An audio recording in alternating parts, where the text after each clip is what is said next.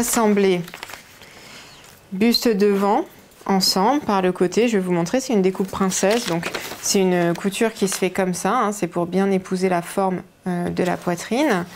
Ensuite, on va de chaque côté faire notre couture ici, donc les bustes devant côté, buste dos côté, et ensuite on viendra ajouter la pièce dos.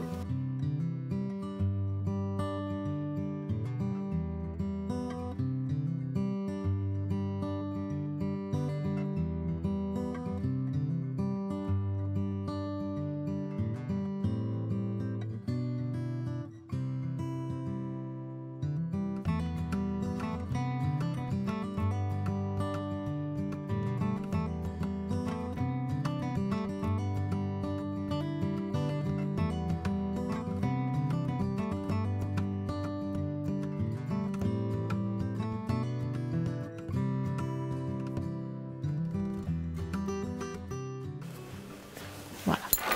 J'ai épinglé mes deux côtés.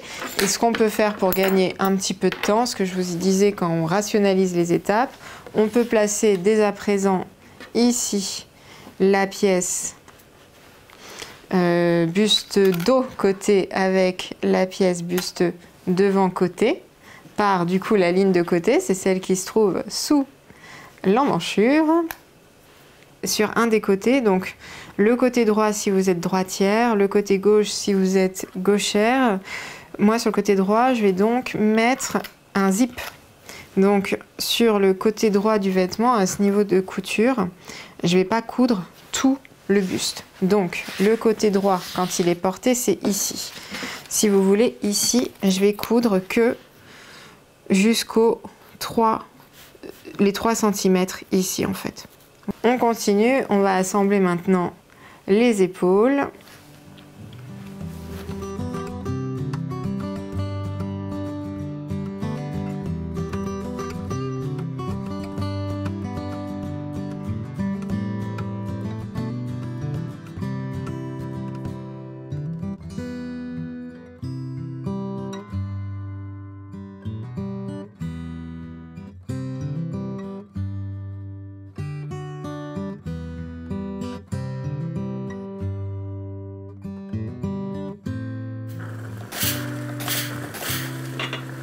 Je vais donc ouvrir les coutures. C'est vrai qu'avec la Jeannette, c'est particulièrement plus facile.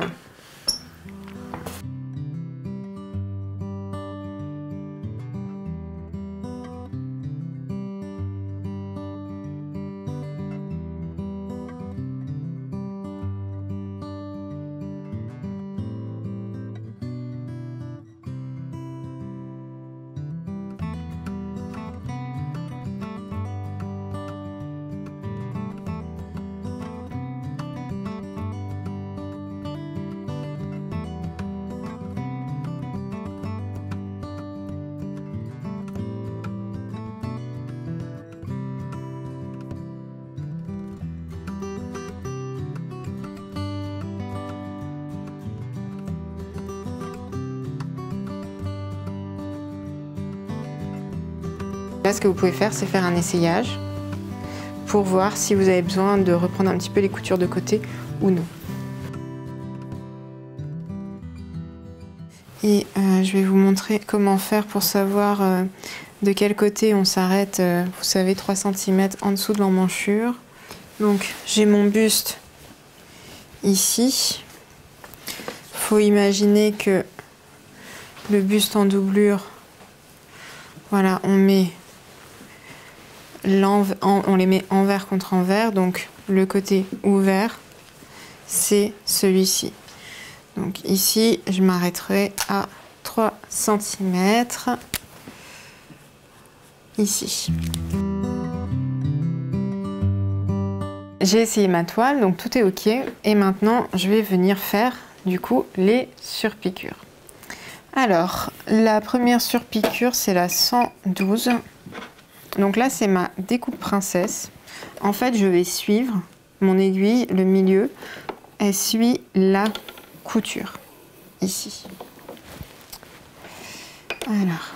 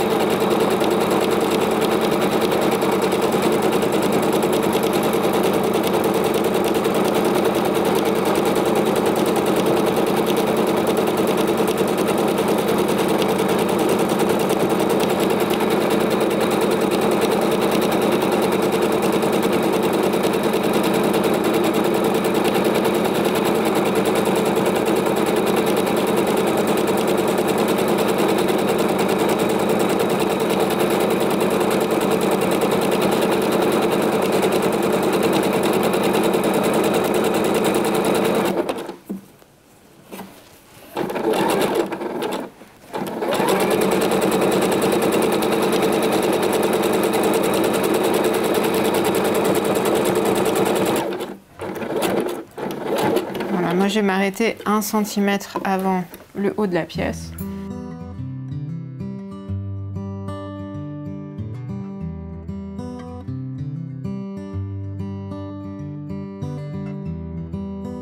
Alors au niveau du dos, on fait bien coïncider ici, donc la jonction, en fait on fait coïncider toutes les coutures. Donc si vous voulez, quand j'épingle ici, mon épingle, elle sort des deux côtés dans la ligne de couture. Ça c'est ce qui va faire que les lignes de couture sont bien alignées.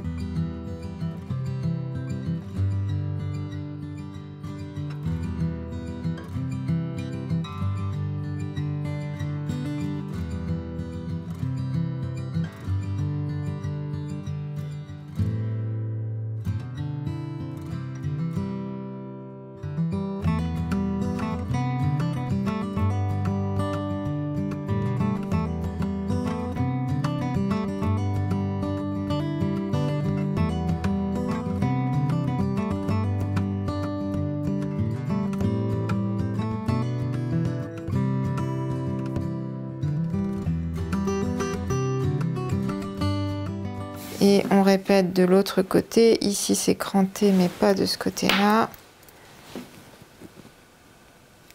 Voilà, comme ça les pièces, hop, on les place bien bord à bord.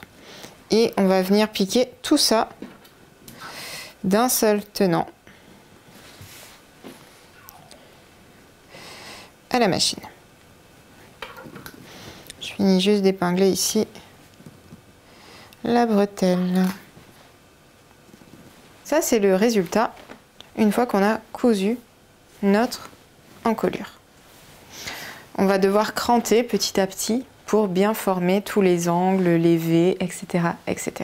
Premier crantage, alors celui-là je l'avais pré-cranté parce que j'avais plié un petit peu mon décolleté pour être sûr que je voulais bien cette valeur de décolleté. Donc je fais pareil au niveau ici de la doublure. Et à ce niveau-là, en fait, il faut surtout dégarnir les rentrées de couture inutiles pour avoir peu d'épaisseur et donc un rendu sympa.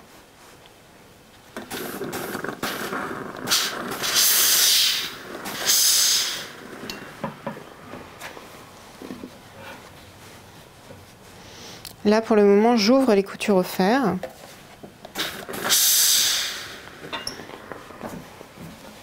Tout le long.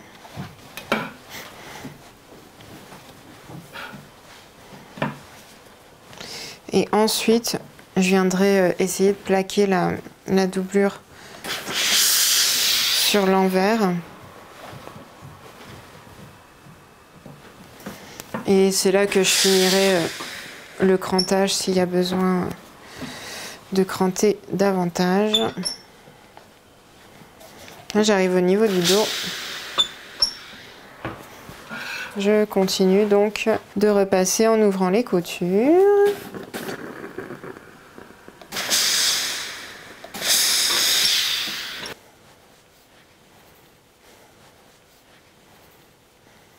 Je vais donc placer ma pièce comme ça et faire en sorte ici de caler ma bordure par rapport ici à la couture d'assemblage.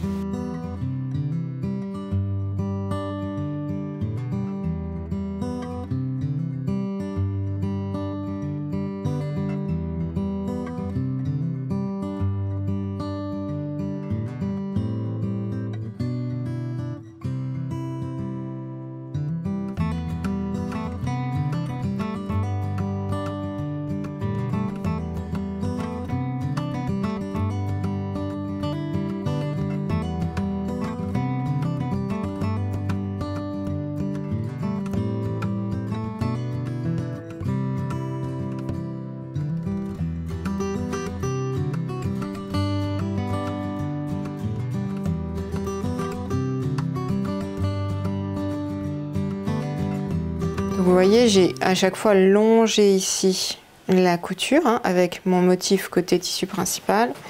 Et je vais juste maintenant repasser.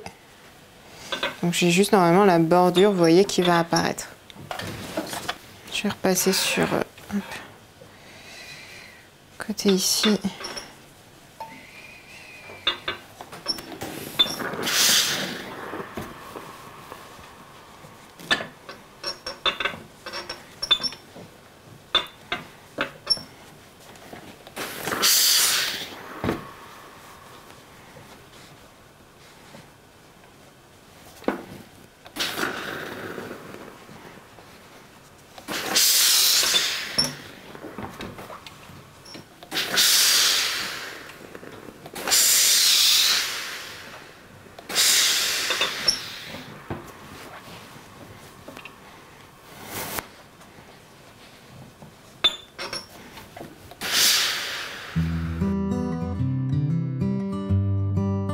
Pour la ceinture, c'est très simple. J'ai un côté entoilé et j'ai un côté non entoilé. Donc, on va venir déplier la valeur de couture ici. Ça, c'est important. Il faut bien la déplier pour que, au moment du montage du zip, hein, on ait bien la même valeur de couture. Hop. Et ensuite, on épingle. Donc là, j'ai uniquement la ceinture en tissu principal entoilé avec le buste en tissu principal entoilé.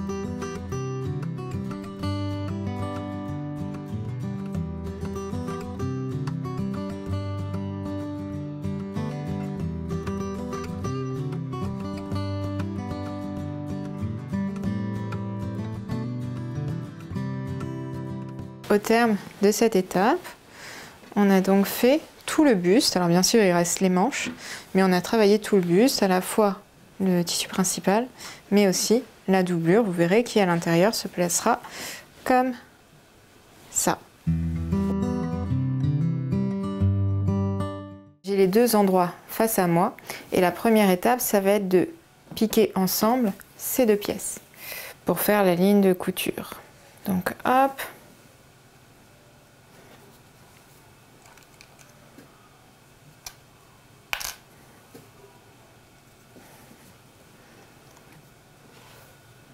Et là, je pique à 2 cm du bord. C'est important parce qu'ensuite, on va se servir des 1 cm de rentrée de couture restant pour faire un petit ourlet, vous allez voir.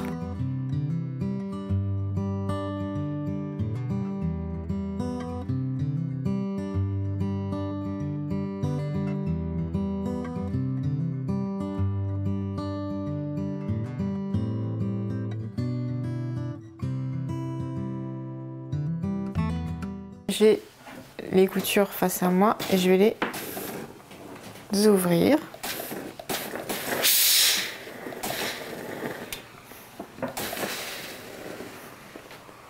Et ce qu'on peut faire ensuite, c'est là aussi, donc poursuivre le repassage. Donc vous voyez, moi mon carreau là, il fait 2 cm, c'est pour ça que je me base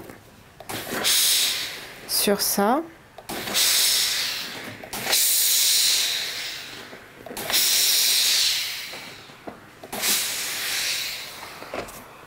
Et on fait pareil de l'autre côté.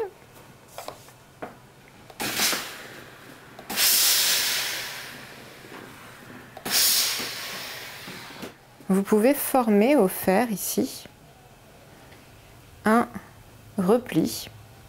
Et en fait, on va faire une surpiqûre décorative. Ou vous pouvez faire une surpiqûre droite si vous n'avez pas choisi les décorations, qui va maintenir en fait ce repli des deux côtés, de haut en bas.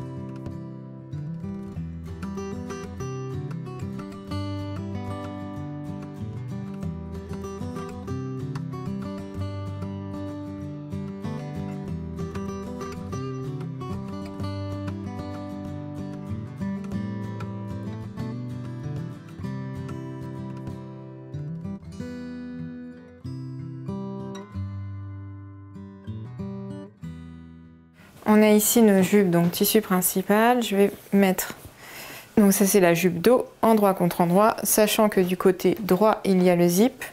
Donc ici je vais épingler à partir de mémoire, c'est 20 cm. Voilà, vous pouvez mettre 22 cm, hop, 22 cm après la ligne de taille. Et l'autre côté on épingle de haut en bas tout simplement.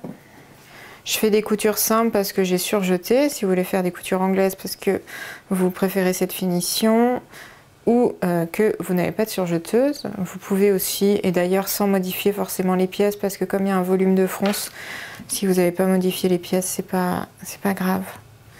On verra pas les 5 mm de décalage, ne vous inquiétez pas.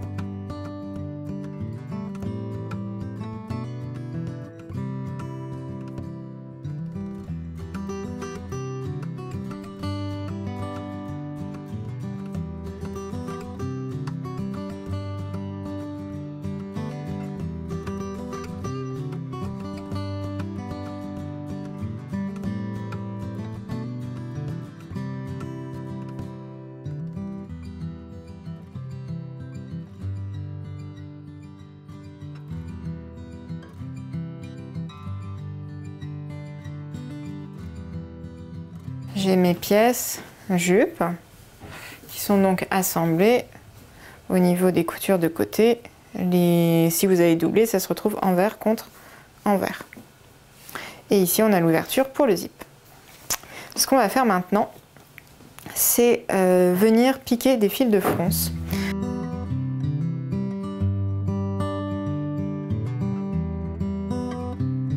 Donc je vais placer ici. Voilà. On va commencer par le milieu devant. Donc là, j'ai un milieu. Et ici, j'ai le milieu de ma ceinture qui est dans le prolongement, vous voyez, de ma couture de buste. Je vais en profiter pour, hop, piquer. Et ensuite, on va venir faire froncer. Soit on prend les fils du dessus, soit les fils du dessous. Juste la jupe en tissu principal. Et je vais juste faire froncer un tout petit peu. De sorte que les longueurs ici coïncident.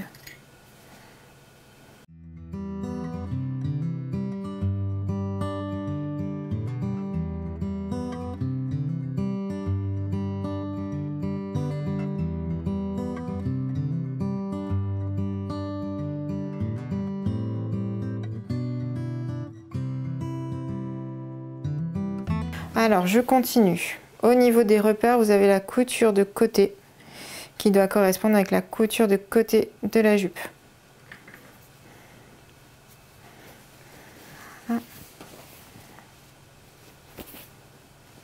Et ensuite, la dernière extrémité à faire correspondre, c'est celle-ci, hein, c'est-à-dire l'extrémité de la ceinture. On va froncer donc nos pièces, il faut juste que je retrouve, voilà, mes fils.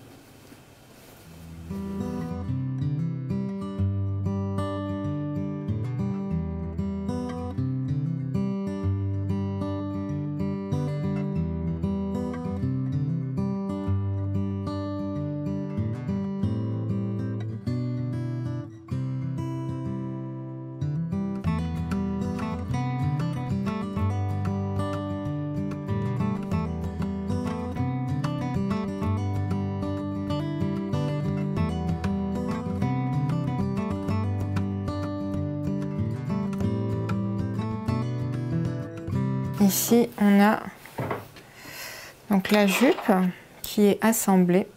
Comme je vous disais, hein, il n'y a pas non plus beaucoup de fronce.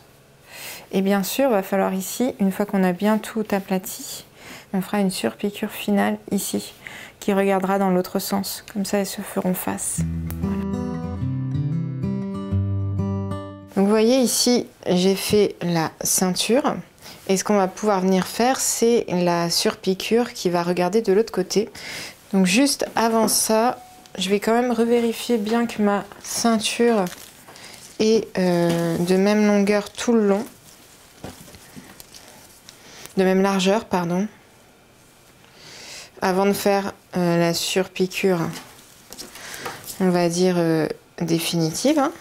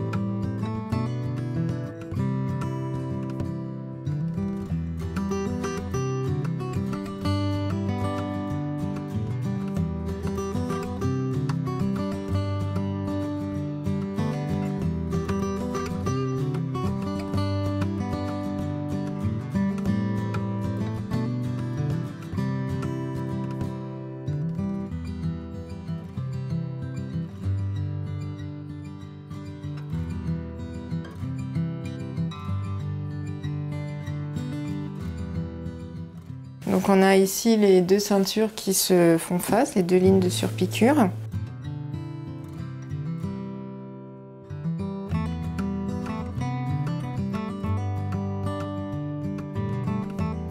J'ai donc préparé ici toutes mes bandes brodées, hein, comme vous le voyez sur toute la partie volant. Et maintenant, on va s'attaquer à l'assemblage des pièces par les côtés. Et vous avez plusieurs options, soit vous surjetez les bords et vous faites des coutures simples, donc vous placez les pièces endroit contre endroit, soit vous utilisez les coutures anglaises. Moi je vais choisir les coutures anglaises pour ce volant, parce que du coup comme le reste de ma robe est doublé, je trouve que ça fera des plus jolies finitions. Mais vous pouvez bien sûr choisir de ne faire que des coutures simples.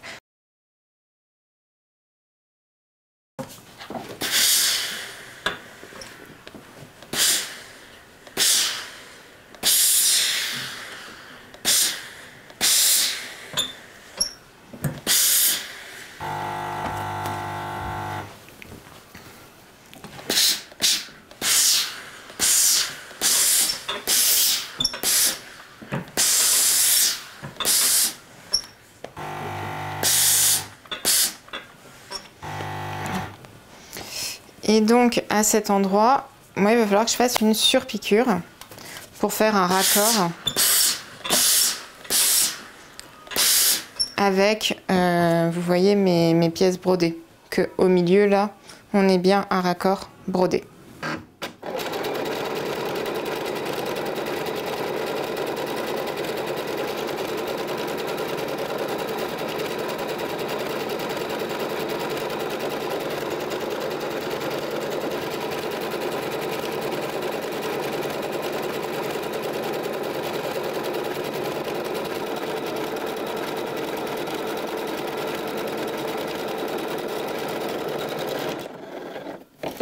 Et voilà. Comme ça, vous voyez, même au niveau de mes jonctions, hein, je retrouve mon espacement.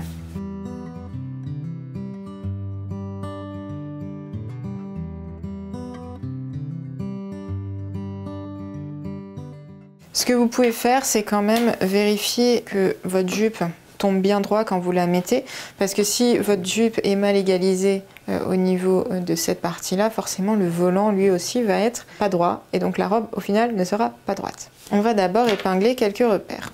Premier repère, donc ça c'est les fils de fronce, on ne les coupe pas, voilà. Je rentrerai mon surjet après. Donc premier repère, on a ici les extrémités, donc on les met bien bord à bord et on place donc une épingle. Ensuite, on va venir chercher ici la couture de côté, donc la couture de côté de la jupe qui correspond avec la couture anglaise que vous avez au niveau du bas du volant. Ensuite, on vient chercher la deuxième couture de côté, donc dos devant, à la fois sur les jupes et sur le volant. Donc moi, ma couture, elle est ici. On épingle. Alors, on aurait pu prendre, vous voyez ici, j'ai le milieu dos, le milieu dos de ma pièce. C'est celui-là, cette rangée-là, c'est le milieu dos de ma pièce. Donc ça aussi, ah oui, je l'avais noté. On peut le faire coïncider. Comme ça permet de répartir plus facilement le volume. Et pour terminer, bien sûr, la deuxième extrémité. On met bien les pièces bord à bord. Je vais d'abord commencer par froncer cette pièce.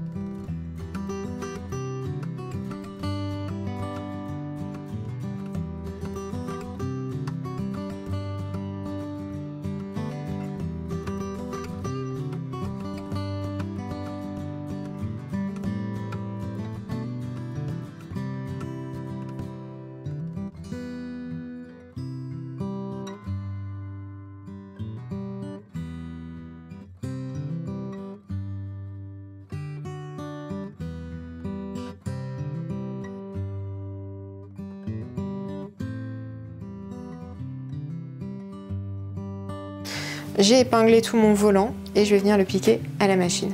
Allez, c'est parti.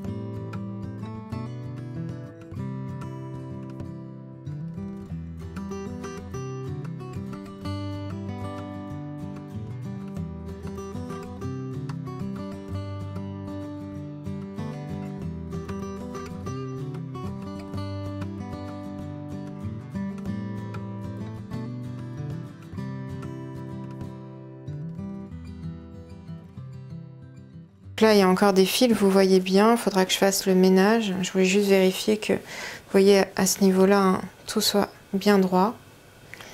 Et ensuite, ben voilà, on va faire le ménage petit à petit. Je pense que je vais surjeter les deux morceaux ensemble, comme ça va m'enlever tous les fils qui sont pas utiles. Mais voilà le résultat avec le jupon brodé.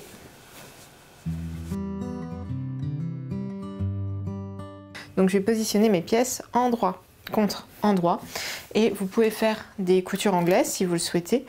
On les a déjà faites au niveau du volant, donc vous avez le modus operandi.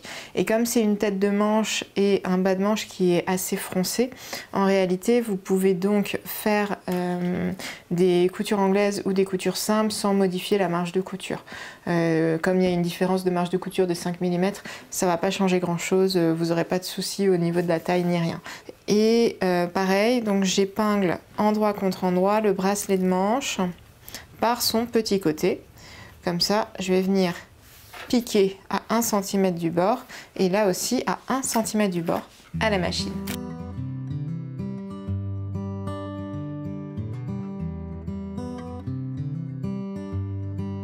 Au niveau de la manche, tant qu'on y est, avant d'ouvrir la couture, ce que vous pouvez faire, c'est piquer les fils de fronce. Donc j'allonge le point de ma machine et je vais piquer les fils de fronce à la fois au niveau de la tête de manche et du bas de la manche.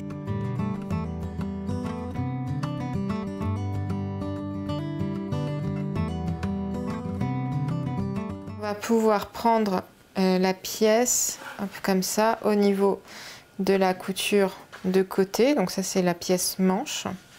J'ai mes fils de fronce de part et d'autre. Et là je vais ouvrir la couture de côté.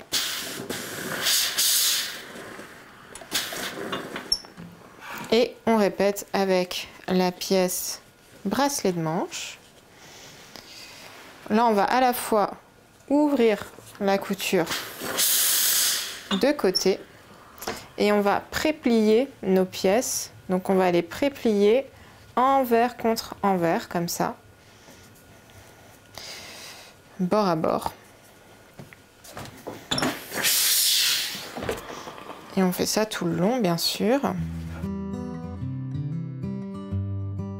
Vous pouvez déplier ici le bracelet de manche pour l'instant et on va placer la manche sur l'endroit. Ici j'ai le bas de la manche et là mon emmanchure. Je vais venir donc retourner la pièce bracelet de manche envers face à moi pour insérer la manche à l'intérieur du bracelet de manche et ici il faut que la couture de côté de la manche coïncide avec la couture de côté du bracelet de manche. Donc hop.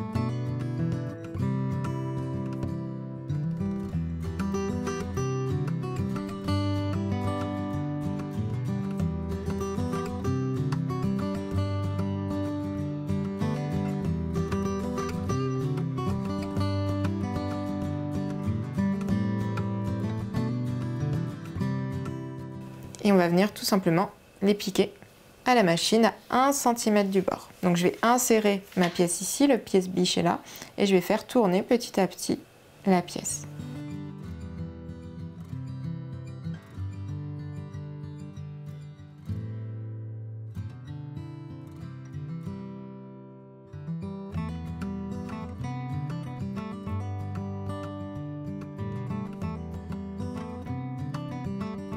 Et donc après cet assemblage, vous voyez, on a ici donc les pièces. Et ce qu'on va faire dans un premier temps, pour commencer, je vais coucher le rentré de couture côté manche parce que je vais faire ma surpiqûre ici décorative.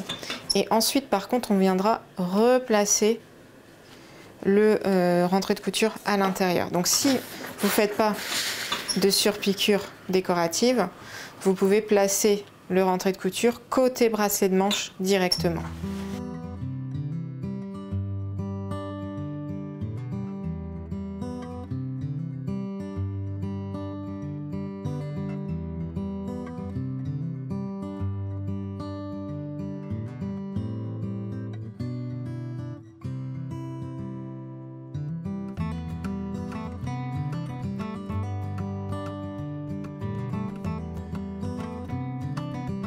Il faut que je fasse la deuxième, mais il faut que je change ma pièce de sens.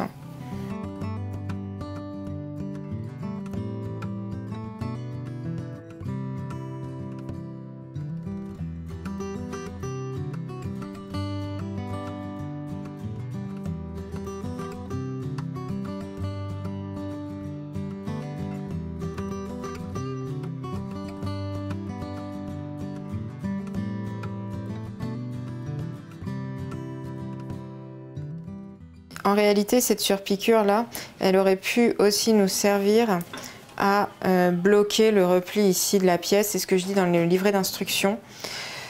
Mais il faut être un petit peu aguerri, c'est-à-dire que il faut bien que, en faisant votre surpiqûre tout le long, ça prenne bien en compte, on va dire, le repli.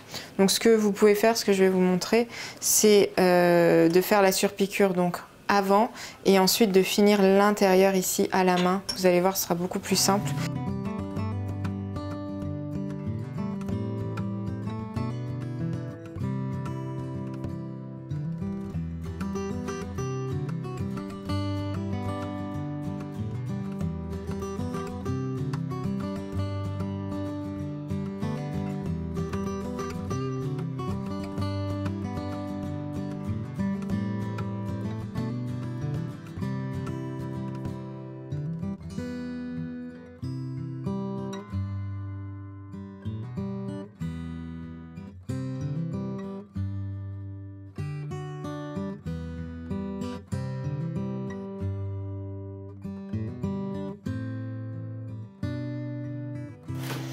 Donc je commence ici, je passe dans le rentré de couture, mais pas sur l'endroit du vêtement. Hop, comme ça. Et là, donc c'est ce que je vais faire tout le long en fait. Je passe ici, donc c'est bien le rentré de couture, donc pas sur l'endroit, le rentré de couture et ensuite je ressors. Il y a un cours vraiment sur le studio, je ne sais plus combien de temps il dure, mais vraiment sur le point chausson. Donc vous pouvez aller le visionner. C'est pas un point qui prend 3 ans à faire. Moi j'aime bien en termes de finition, je le fais souvent sur les bracelets de manche quand j'ai pas envie de faire de surpiqûre visible. Parce que là du coup l'idée c'est que ce soit invisible sur l'endroit. Donc on passe dans le rentré de couture en dessous.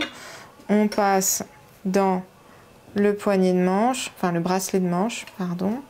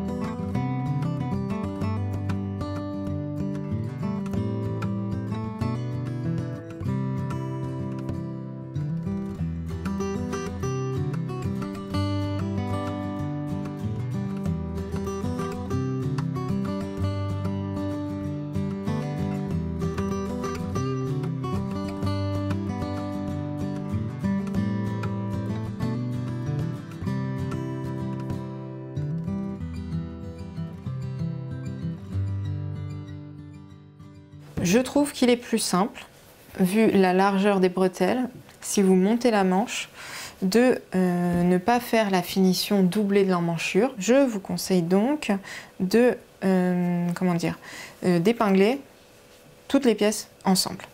Donc, on va commencer. Vous pouvez mettre la bretelle comme ça et on va venir épingler le bas de l'emmanchure avec la couture de côté de la manche. Et ensuite, on prend le cran de tête de manche et on va le mettre hop, avec la ligne d'épaule. On épingle. Et ensuite, on va venir... Alors, vous pouvez faire coïncider les crans sur le côté, mais comme on n'a pas froncé de toute manière ici l'écran, autant vous dire qu'il suffit juste de mettre les pièces bord à bord. L'écran surtout utile, je trouve, pour... Enfin, ça dépend des modèles, mais en tout cas, dans ce modèle avec des fronces, hop, ça va me permettre de faire comme ça, hop, voilà.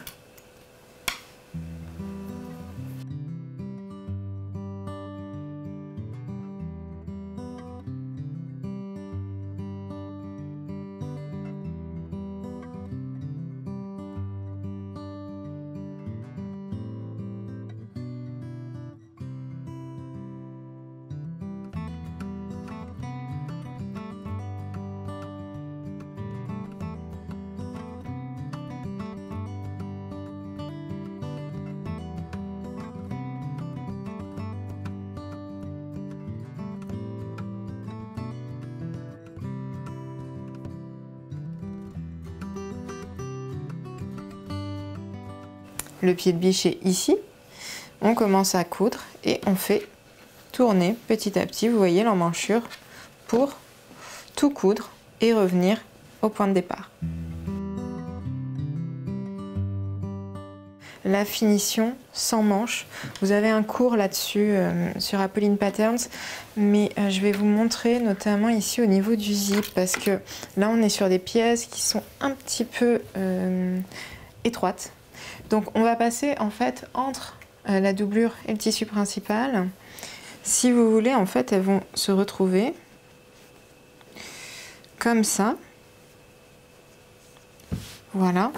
Donc là, on peut marquer nos pièces comme ça et passer donc entre la doublure et le tissu principal. Donc c'est ici.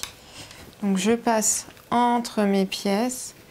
Et vraiment, je vais essayer d'agripper ces pièces-là.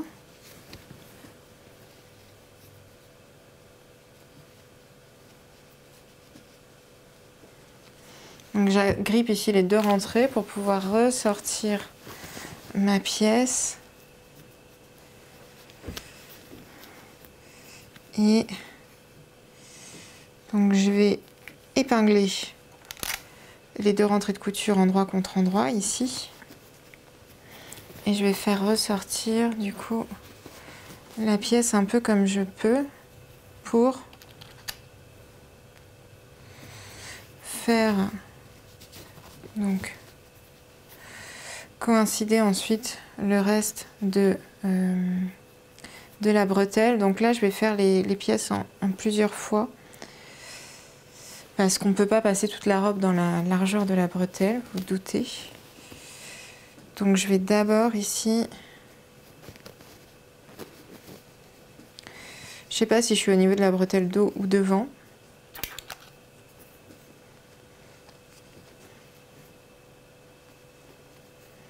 Donc je vais commencer par ça.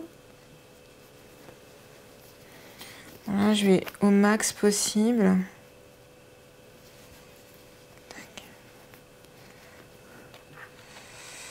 Donc voilà pour ce côté.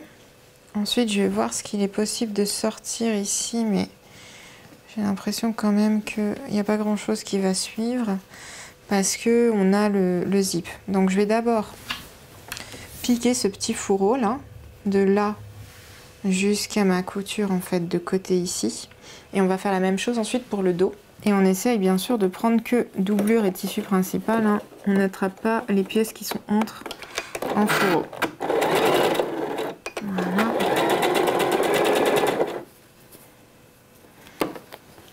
Ça, c'est mon devant en fait.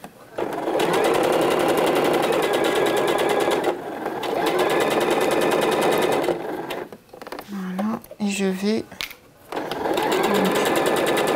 C'est à peu près au niveau finalement de l'aisselle. Voilà, je vais m'arrêter ici.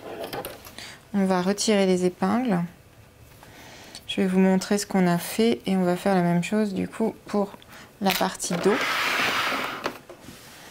Donc, on reprend les pièces, on les sort. Parce que je vous ai dit, il n'y a pas beaucoup de place. Donc là, on vient de finir ça. La première partie de la bretelle. Jusque au bas de l'emmanchure. Et on va faire la même chose ici. Donc, je replace toujours les pièces comme ça.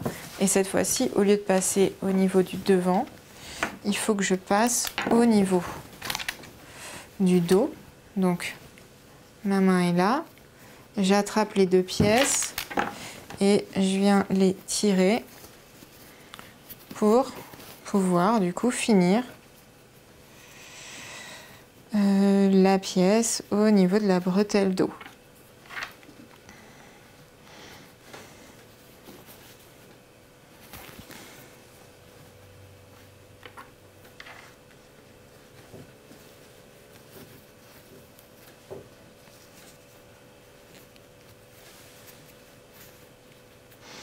Et là aussi, on va au max et on prend bien que doublure tissu principal. Hein. On ne prend pas la pièce qui est en fourreau à l'intérieur. Le dos est plus facile que le devant parce que au niveau du dos, il y a plus de place. La bretelle est un peu plus épaisse. Voilà. Et on va piquer du coup ici.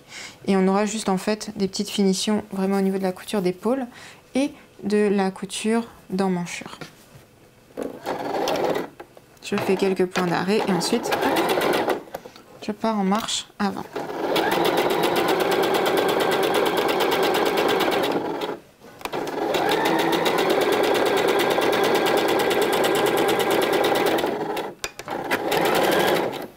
Voilà, donc on repasse hop, sur l'endroit, on déplie, hop, voilà. Ah, j'ai laissé une épingle. Je reparte à la quête de l'épingle que j'ai laissée. Voilà. Donc pour vous montrer, on a doublé toute l'emmanchure. Et ce que je vous disais, c'est à cet endroit-là, il va falloir que je fasse, vous voyez, j'ai un trou ici de 2-3 cm. Là, je vais faire quelques petits points à la main, invisibles, pour bien solidariser les deux côtés. Et au niveau de l'emmanchure aussi, j'ai ce petit trou là. Il va falloir que je fasse quelques points à la main.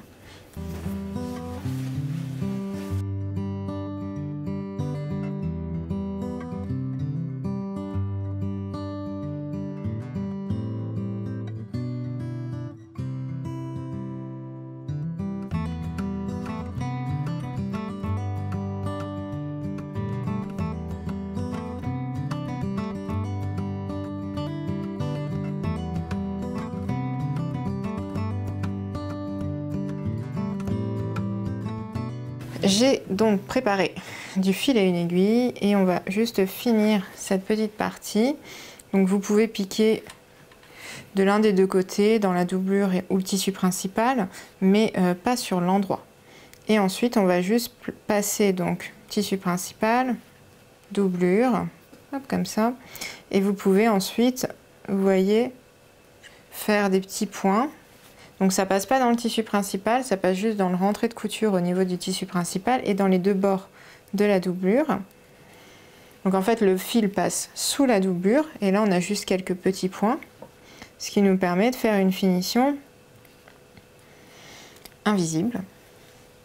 Et cette finition, vous pouvez aussi la faire au niveau des poignées de manche, si vous préférez avoir juste des tout petits points de couture comme ça, plutôt que l'effet visuel du point chausson.